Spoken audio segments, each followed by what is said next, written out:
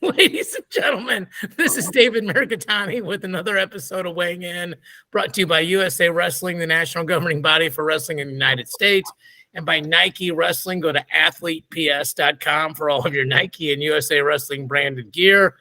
Safe to say this is the first episode we've ever started where the preceding statement was Mark saying, "I've had it with Grant." So let's just get into it. Mark missed the show last week and would like to issue a rebuttal on the Hawkeye Wrestling Club golf outing. Mr. Ostrander, the floor is yours. Well, here's the thing, David. I mean, this is, golf's kind of really important to me, and I love the game. Hey, before we get into it, was I not fair that you carried me when we played? Can we go to that first? I didn't carry you, David. Literally. No, because you hadn't lost any weight at that time, so I wasn't carrying you. Okay. Wow. It was just a game. You don't play that much golf. We did get your putting figured out when we got you to putt from the right side. You started playing a little bit better, but it's hard to teach a lefty how to play golf. What'd you say? Here's the thing about GT, what'd you say? Were you putting left-handed? I am left-handed. Yeah. So you got on the other side. Did you find like an actual left-handed putter? And I have a left-handed putter. I was so bad I started putting with Mark's putter. And did much better. and went home and bought a right-handed putter. There you go.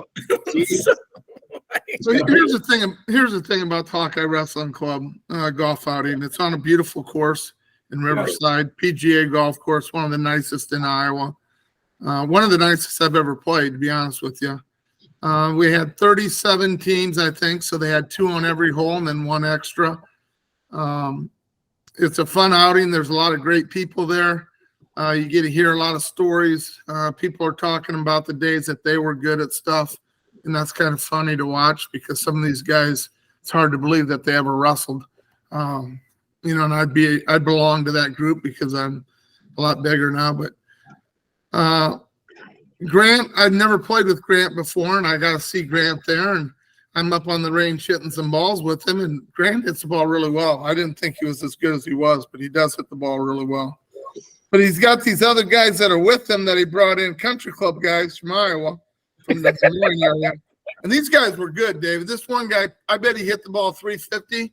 He's about 4'6'5", beautiful golf swing, and was just – and I hit the ball about 270, 275 with my driver, and that's, for 63, that's not that bad. No, that's good. This guy brings his father, who's 6'3", and looks better than me any day of the week, and he has a beautiful golf swing, and he gets to play from the senior tees. So Grant's just kind of laughing. And then his brother's there. I met him for the first time, and he's just like a little fire plug. Does have no body fat on him. So I'm not sure why, Grant, they brought you, besides that you're the one that probably got him into the tournament. These guys are really good. And so what Grant doesn't understand is they have a thing called mulligans. And you pay dearly for the mulligans. It's $100 for 5 mulligans.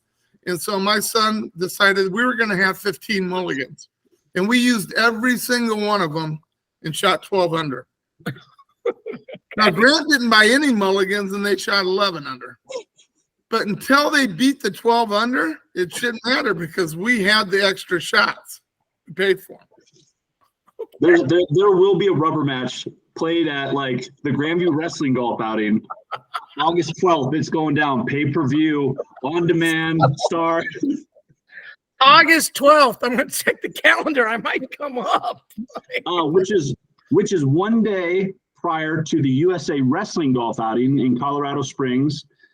Little plug for Herb House. It's the USA Greco national team golf outing in Colorado. I believe you can just check with USA Wrestling on kind of dates and gates and things like that, but they're still looking for, foursomes and things like that for the USA Greco one. Amazing course out here in Colorado. So just a small little plug for the USA Wrestling guys out there because they're putting on a good one, and I won't be able to attend based off of the Grandview. I need to be able – this is – how they have senior tours? I need altitude tees. So I need to be able to play somehow transpose my shot from Colorado Springs and move it back to Des Moines. Then I might have a chance. All right. So what we're saying, just so I got it straight from Mark's point of view, they won. They won fair and square because they paid for the mulligans. GT brought in some bangers. And even though GT hits it really well, apparently he's the one reason he was on the team is because he has the hookup. Is that, Mark, is that your side of the story? I'd say that's fairly accurate statement. And don't get me wrong, Grant can play golf. He'd have been one of our best players, but I love my son to death, and he's just starting to play golf, and he's getting a lot better. Ben is, and he could probably shoot in the mid-90s all by himself, maybe on that course. So the other two guys did fine. They had some good shots, but if you don't play a lot of golf, that's a tough golf course to be learning on. Let me tell you. Even if you've played a lot of golf, that course was demanding, and that was a tough course. It was that one hole was I think it was 900 yards long. So 650, Grant. Yeah. And you have to lay up with your driver. Yeah. You had to lay up. That's the problem. You're still 400 and some yards out going on to your second shot. So craziness. Yeah. And off the deck, not off a tee. So I know everybody's here to listen to the show for golf tips. All right. But I mean, GT, I got to tell you, Ostrander hit me up within 48 hours of the pod and said, we need to talk. I had forgotten all about it. I was like, what? Did I do something wrong? He goes, not you per se, and then proceeded to get into it. So I feel like this is like social media where there's fact checks going on. All right. So I'm glad we cleared the air, so to speak. It would be fun, all three of us, to get around to golfing together at some point. I hope that can happen. So I may come up to Grandview. I ain't scared. Des Moines not that far. I know two guys with couches. We could probably make it happen. So, okay. Speaking of Ben, I got to see him last week, and I got to go do the middle of the week, actually, the Beat the Street Chicago duels. Had dinner with your son, Mark. He was awesome. The train was an hour late. We had originally made plans. I had to text him and tell him I was an hour late. He not only stayed, but he actually scooped me up from Union Station. So we had dinner down in the little speakeasy bar down at the bottom of the Drake. Love talking to your son and catching up, and super smart guy and loves wrestling. And we did screw up. We forgot to take a picture because that's a very epic sort of historical spot to eat and drink in, but it was great seeing him. The Beat the Street duels were awesome. I would tell you this, the wrestling level was surprisingly good. That's a venue or an event where wrestling is sort of a metaphor and an instrument for life. But there were some kids that could frankly scrap. Chicago beat New York in the finals. It's all Beat the Streets organizations from around the country. They make those kids, they treat them like rock stars. Like they took them out for deep dish pizza that week. They took them to a Cubs game. They had clinicians. All the teams had logos and stuff like that and had gear. So very, very cool event. I did the play-by-play with Matt Collum, a Iowa Central alum who's up there coaching at Loyola. So, and shout out to him. And he had Harley Hiller just win U17 Pan Am girls like a week or so ago. So he's a blast to hang out with. And then we did the boat tour with all those folks. And there's like 3 or 4 levels, literally levels to the boat. Mark, you would have liked like the bottom level. That's what it was like. All the DJ and the kids were just ripping and running, like dancing. You'd have fit in perfectly there. Yeah, for sure. I'm quite that's, the dancer. That's your vibe. That's it. Yep. Disco ball. Did they have a disco ball there, David? I can neither confirm nor deny, and I'm not even going to tell you that I know what a disco ball is because I'm not trying to age myself. Oh. All right, so let's talk about the story we didn't talk about last week. The news came out that James Green was going back to the Nebraska RTC, coming out of retirement. GT probably has the closest relationship to James. I've had a chance to interview him and talk to him and become friendly with him, but I know, Grant, you've had a professional relationship with him for a long time that's turned into a friendship. I texted with him literally when it happened just to confirm it, and he did confirm it. I think USA Wrestling wanted to be abundantly clear that he is staying committed to the process through a finite date, through the end of sort of this calendar year of age group stuff. The job is now available online. I heard the Flow guys talking about this, and like JG said, I texted him. He said he's going 70. I didn't bother to ask him if he was going to go 65 or 74 in the Olympic year or just stay at 70. Grant, you and I talked off air about his injuries and recovery and all that. So why don't you share with everybody like what you know? Well, James has really loved his time with USA Wrestling. They've always had, they were very happy to have him as the developmental coach out here at the Springs. It is, like even at camp right now where there's developmental kids here at the National Training Camp in Colorado Springs, James isn't wrestling like competitively with them. He's still in the coach mode. So there is no like kind of back and forth. He's still focused completely on his job as the coach, getting everybody ready for, Worlds. I think it's U20 Worlds, I believe, is the last competition that he'll have official responsibilities with. I think that would be probably the end of August, I believe. And then we'll then transition to the Nebraska RTC in the University of Nebraska at Lincoln, and then pursuing that avenue for himself. Injuries aside from like kind of what James has gone through injury wise, every athlete has, kind of those moments where they have to like kind of take a pause and, recover, get through and basically do physical training or physical therapy to be able to get back. So I think, he says he's super healthy and happy and, getting back into competition. So looking forward to seeing him compete again, because he has been basically a mainstay at 70 kilos since that weight class basically became a thing. I think he had made, don't quote me on this, I think he's made 5 or 6 world teams and has 2 medals at 70. To have someone back in the mix for that weight class is really good for USA Wrestling. Yeah, I'm going to Wikipedia him while we're talking. So Marco, you and I talked as well. So tell me your thoughts, and then I'll jump in on what I thought or think. Well, I thought he was doing a great job at USA Wrestling. Obviously, we had talked about this when we watched these kids perform in these events and getting ready for them, and it just felt like a different vibe for some of these kids because everybody was everybody's on a high right now in USA Wrestling, all the way from, cadets up to the senior level. And I think James had a little bit of influence on that coming in there with a new attitude. Guys were excited the way he was coaching. I guess my question is, and I don't think anybody really knows right now, maybe you guys do, what is he going to do? He's not going to wrestle in Worlds this year.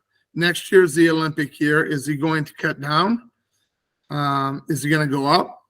Is he just going to stay at 70 and train for a year and get ready? I think he'd like to win a gold. I think that's kind of the bucket list thing. I really do believe that's kind of why he's coming back. He's probably healthy for the first time in the last, 10 years, but it's going to be a grind again, and you're going to get banged up a little bit here and there. So I'm kind of just trying to figure out the time frame that he's doing all this, because it'll give him a whole year to get ready if he stays at 70. But if he goes down, which I anticipate him doing, I think that's what he would like to do, but it hasn't went well in the past when he goes and cuts that weight. You said a lot of things. So first of all, and GT, jump in here if you disagree.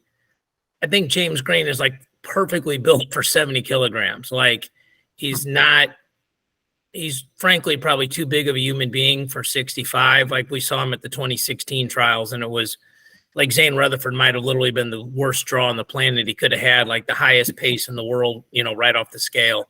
74 is different. It's different now because he's not with Burroughs, and they were training partners and in the same, same gym, same club, same everything. So I think it's probably more likely he goes up. I mean, I think no matter how old each of us are, it's always fair to say as you get older, cutting weight gets harder and more miserable, and you've done it for more and more years. And frankly, like you'd rather lift and just get bigger and wrestle. I think of the three opportunities, him going to 65, staying 70, and doing the worlds at that non-Olympic world championships, or going to 74. I think 65 is the least likely option. I mean, I could probably text him and ask him. I'm sure you could too, GT. I just, I try not to ask people stuff if I'm just being nosy and just want to talk about it on the air, because I think it actually impinges on the friendship that you have with people. But I did look up his Wikipedia, and he won the U.S. Nationals in 21 and 17, was silver in 19, was bronze in 15. He won the Pans in 18, 17, silver in 16. He's also a silver medalist from Yasser Dogu, silver and bronze at the Worlds, gold and silver at the World Cup. So, but I think you're right, GT. I think he pretty much has been the guy. I don't know what happened in 2018, but I thought from like 2015 on, basically at 70 kilos, he's been the guy. I mean, 16 and 20 are obvious explanations because those weights didn't exist. But it feels like he was, like you said, like a 6-year run. So I know USA Wrestling was very happy with the work he did. I got to do a pod with him, Bill, and Joe coming off the senior Pans, and I think those guys all really respect each other and like working with each other, and they all bring different things to the table. And so, I think it's a very cool experience. And I think the one thing, like I was coaching a jiu-jitsu tournament this weekend, and there's a ton of older guy divisions. People just kind of want to do it as long as they can. And there's nothing wrong with, I don't think this is going to happen with James, but there's nothing wrong with staying too long. Like, you're not hurting anybody. If somebody wants to pay you to do it and you chase your dreams, like, what's the problem with that? Like, it's a victimless crime if it's a problem. So, and I'm sure he's going to have the opportunity to coach when you can say, you can put USA Wrestling on your resume. That is substantial. And for this one time, it's actually a perfect segue. So GT, you're actually at the Springs right now. I saw your, I guess, IG post talking about tactics. I want to know big picture what you're doing, and I'm super interested in what the tactics and strategy conversations were like that you got to sit in. And it looked like Bill Zadek was leading it, like on a video sort of situation. But I think, that's some awesome insight. So kind of fill everybody in. Well, I just did one of the senior national team training camps before the Budapest ranking series. A lot of the guys needing to go get competition overseas in Budapest for the UWW ranking series here at the same weekend as the first kickoff of Fargo will be happening in Hungary. So I think as far as like their whatever breakdown of practice, I mean, once again, we're all kind of wrestlers and we'll understand this, is, there's live days, there's drilling days, there's open mat days. And what I was able to be a part of was some of their like techniques and tactics breakdowns, right? So watching film, showing like where people kind of like got out of position, what you can do to fix it. Hey, ready, break, go work on that. Come back, watch film, see this particular situation, whatever it may be, go work on it, come back, we'll fix it. So when they say go work on it, are there other coaches up there right now besides the USA Wrestling staff? So like, are the Brandses, the John Smiths, the Kales of the world up there? Are they all running their camps, or what's that mix look like? I mean, officially here, there's Cody Sanderson from the NLWC with all of those guys. I mean, even, other national team members like Thomas Gilman was there, Michon Garrett's there. But as far as other coaches, like Zach Esposito's here, because he's got, like Plot and some other guys that are making teams. there's multiple other coaches. I'm just kind of blanking on scanning the room and whatnot. But there's other guys that will basically then go around. Bill Zadek, James Green, Joe Russell, other guys that are Reese Humphreys here. So like they're just watching, fixing. Also Royce Alger's here, with him being the head coach of the TMWC guys. So like he's walking around. He has a really good relationship with Bill. So like watching, kind of correcting techniques. And once again, then you just come back in and then, everybody coaches up everybody. So like all of a sudden Snyder's working with, Poznansky from Rutgers and, they're working together and he gets that experience. Matt Singleton from NC State is working with Plot and David's working with Chance. And, you basically get all these minds together. And as you're working together, basically you're sharpening each other's skills and understanding of what the technique looks like while you're here. So different feels nice too, right? Like you get, different feels are always good, but world-class different feels are always really good, right? For sure. And I think today they're actually doing like matches. So like, it's kind of preparation type situation where like, hey, we're kind of going slow. We're working on some technique. Do maybe some live situations like, hey, you got your legs up in the air and you're pushing them out through the zone, get the takedown. Don't just get the one. All right. Work on that. Have it be a little bit more of a sparring scenario rather than just like, don't fall over type thing. So yeah, it was really cool to watch and be a part of and see those type of things. And it's really cool to have like, the age group category, U23, U20 kids there as well, kind of getting to see how the sausage is made as far as like that is concerned.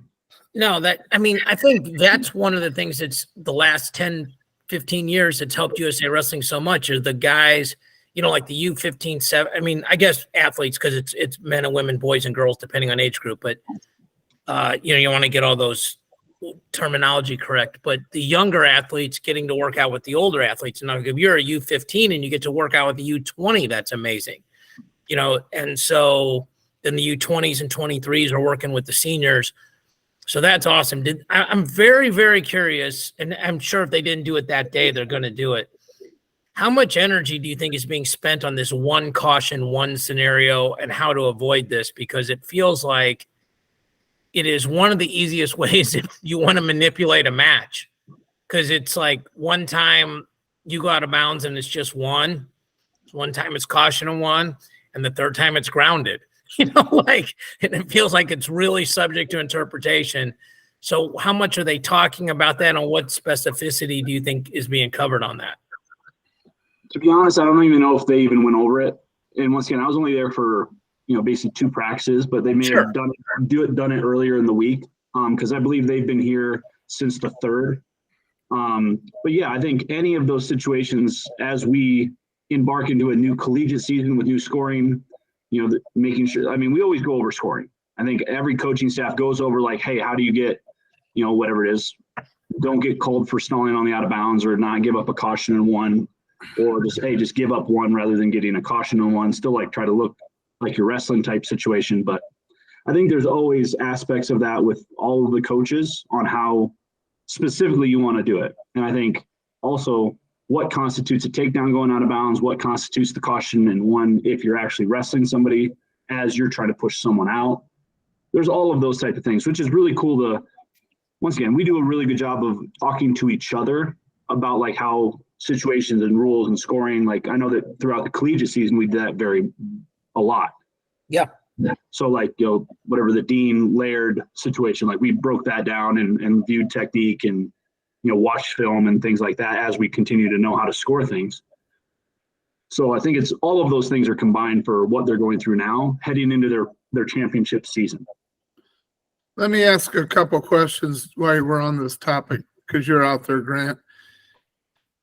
Of the senior team, I'm just thinking freestyle right now, obviously, but how many guys can go to the ranking series? And who do you anticipate going to the ranking series? Because I understand that we have guys that are going to be returning world champs, are going to be probably the number 1 seeds. Does going to a ranking tournament and not winning it affect their seeds at this year's Worlds. It's all point based, so it's not like head-to-head matchups. Like, I don't think it's Mark, you got a technical superiority win over David at the last ranking series. It's just based off of points. Hey, that would never happen. That would never happen. Never. I would get some mulligans, so that would never happen. Mark texts me at Yasser Doe. Doesn't mean anything other than the points that you get for beating me in the finals. So getting the gold medal point versus the silver medal point.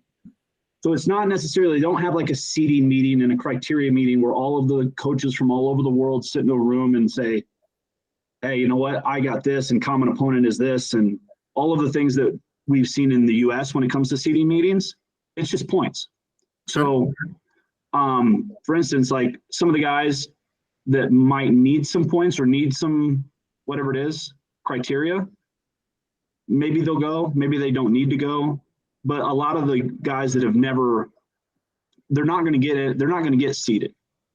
Like Zane Richards will not be seeded. Chance Marsteller, he might have enough points to get seeded. It just depends. But I think he's going, and I think the goal for them to go to the ranking series is one, it's the last one of the year. You get to go see some very, very good talent there. And the people that are trying to get seeded, they're all trying to go and get points. So people that are on the top 8, top 6, top whatever, they need to go get those points in order to try to get seeded. Or else they're just going to go into the tournament as a blind draw. So can we take more than one person out of weight to these ranking series? Yeah. Yeah, you can take as many people as you want, right? Yeah, it's just like an open. Now, same thing when you would have the ranking series in Bishkek, the one that was over there in Kyrgyzstan. There was like 7 dudes from Azerbaijan, Iran, and another Kazakhstan, and you're just like, okay, well, there's 3 guys per weight per country that are in that bracket. All of a sudden, it becomes a 16-man bracket. That's okay. So the point system explanation was awesome, GT. I do have one question. What if 2 athletes have the same amount of points? Meaning like everybody, like 2 guys have 50,000 points, and they're the number 4 seed, and determining whether or not they're seeded or not. Have no idea. Okay. Yeah. It's curious. And then the other thing that's a statement is David Taylor has pretty much said he's going in unseeded, which, obviously you can do the math, but he hasn't wrestled. So you can't get seeded except for world points, and I guess a bunch of people have done enough to overcome those top 8. So, he could literally, like that one year he had Yazdani the first round when the seeding was different. So he's probably going to be the bad draw for somebody. But it's an interesting analogy. So Zane's not going to be seeded because, Zane didn't have any points and hadn't wrestled in these events, but he's also like a surprise to make the team. Taylor, is one of our mainstays now, and he won't be seeded just because he hasn't wrestled. And then almost feels like the old days where they just threw names in a hat, supposedly, and stuff came out. And so, that's going to be fascinating, and we got a lot of time to get to that. But it's definitely going to be some things that, and the team race is always interesting, and that stuff's still in the air on which countries are going to get to compete and all that stuff. We know Iran's going to compete. They're still unsure about Russia and Belarus and all that stuff. But obviously, America's goal is to win it. On the women's side is to beat Japan, and on the Greco side is to get guys on the podium and get in those top 10, top 5 team point situations. So this is probably the lightest week of the year that there was some portal news, Owen Pence to Nebraska, stuff like that. There weren't any really ground-shaking things. So, we won't belabor the point. Next week is pre-Fargo.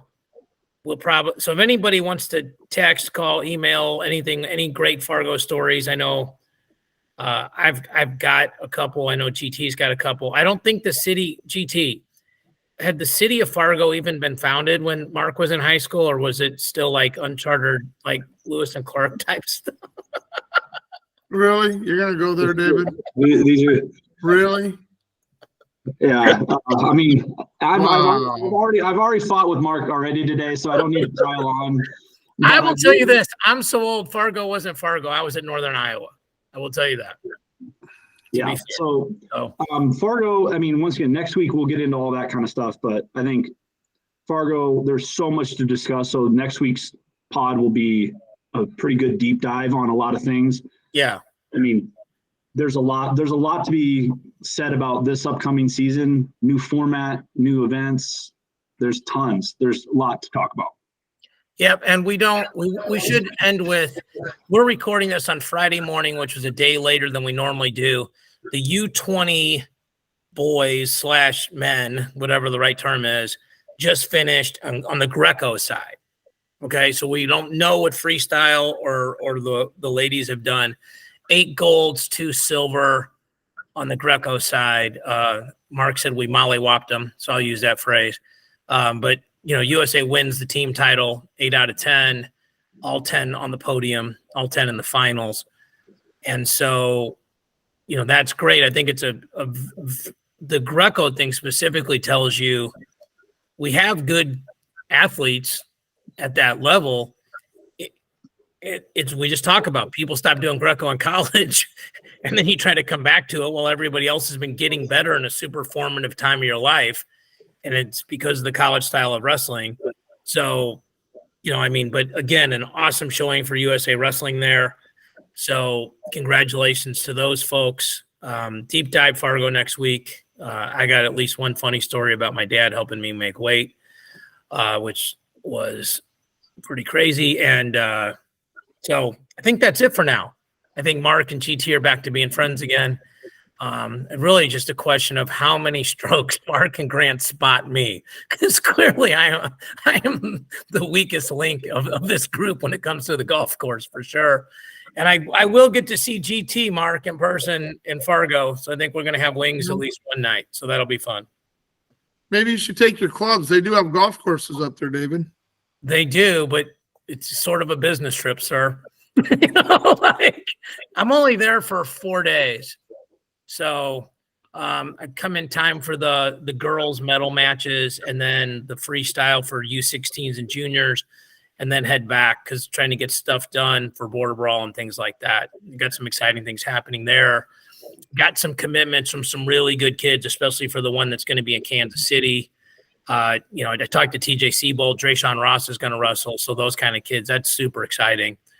Fort Dodge kid, Iowa kid, and #1 freshman in the country, pound for pound, according to Willie. So, and certainly, if not the best, top echelon, count him in one hand.